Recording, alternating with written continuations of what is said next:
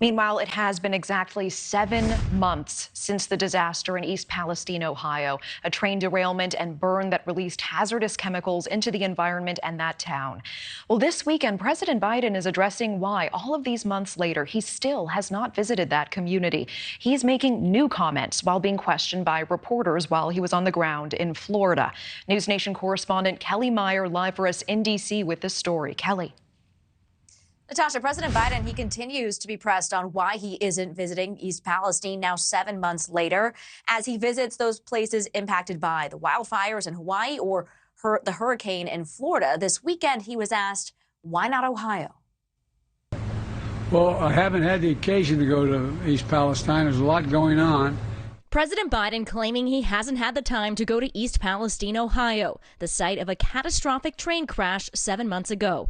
The community is still dealing with contaminated air and water. The president promising East Palestine residents will have what they need. We're making sure that East Palestine has what they need materially in order to deal with their problems. President Biden has spent much of August away from Washington, on the road selling his economic agenda, hosting a summit at Camp David or at the beach. Biden spent a week in Delaware at the beginning of August for summer vacation.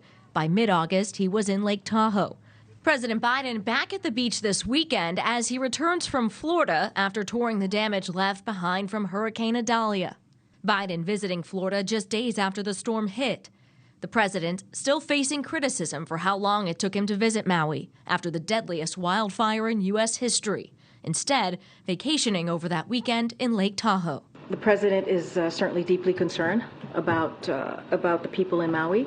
To the point where he has mobilized a whole of government approach here. Now, President Biden leaving church tonight abruptly brought up that this trip to Rehoboth today isn't a beach vacation, seemingly responding to the criticism, saying he can't go to his Wilmington home because it is being worked on by Secret Service.